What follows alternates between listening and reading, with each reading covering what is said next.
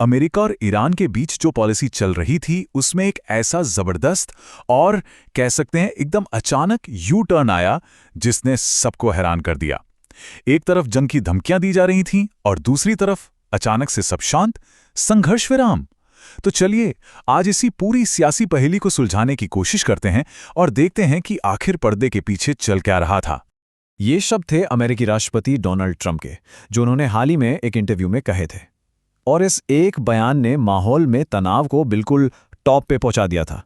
लग रहा था कि शायद जंग अब बस शुरू ही होने वाली है। लेकिन फिर कुछ ही घंटे बीते होंगे कि पासा ही पलट गया। सोचिए, बमबारी की बातों से सीधा एक अनिश्चितकालीन सीज़फायर का ऐलान हो गया। तो सवाल तो उठता ही है कि आखिर ये सब हुआ कैसे? इस ड्रामेटिक बदलाव के पीछे का राज क्या है? अच्छा, तो इस पूरे यू टर्न को समझने के लिए हम इन कुछ हिस्सों में बात करेंगे।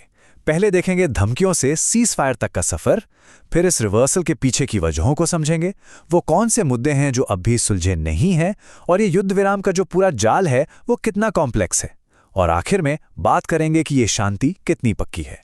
तो कहानी की शुरुआत होती है राष्ट्रपति ट्रंप की धमकियों से।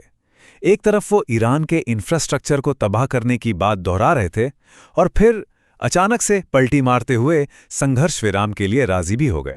देखिए, ये कोई छोटा मोटा बदलाव नहीं था। ये एक पूरा का पूरा यू टर्न था जिसने बड़े बड़े राजनीतिक विश्लेषकों को भी हैरान कर दिया।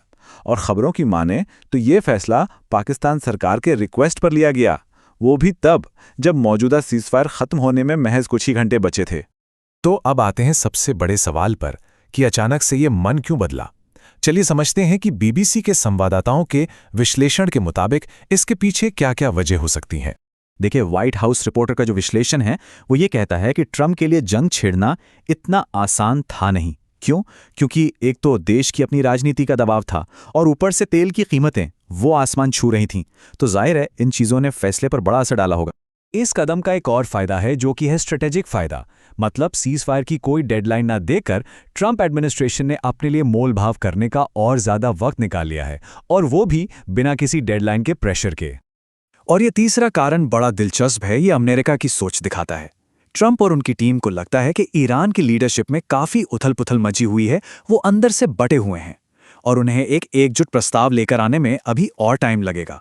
चलिए आगे बढ़ते हैं। ये समझना बहुत ज़रूरी है कि ये जो सीज़फायर हुआ है ना, इसने किसी भी असली समस्या को हल नहीं किया है। ये बस एक कह सकते हैं कि एक टेम्परेरी ब्रेक है, कोई परमानेंट शांति समझौता नहीं।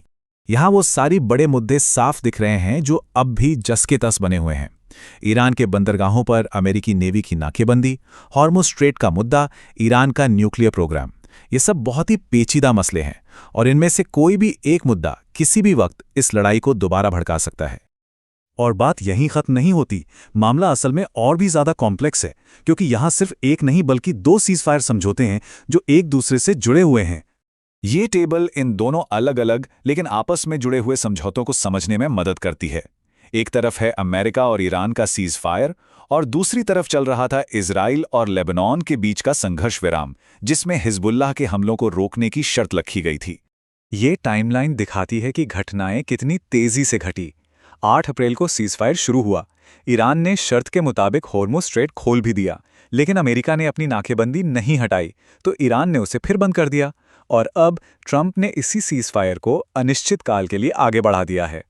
तो अब इन सब का मतलब क्या है? हम कहाँ खड़े हैं, और ये जो शांति दिख रही है ये कितनी मजबूत है? कुल मिलाकर स्थिति ये है कि बमबारी का खतरा तो फिलहाल टल गया है, लेकिन अमेरिकी नेवी की नाकेबंदी अभी भी जारी है, और जो असली विवाद हैं वो अपनी जगह पर वैसे ही बने हुए हैं।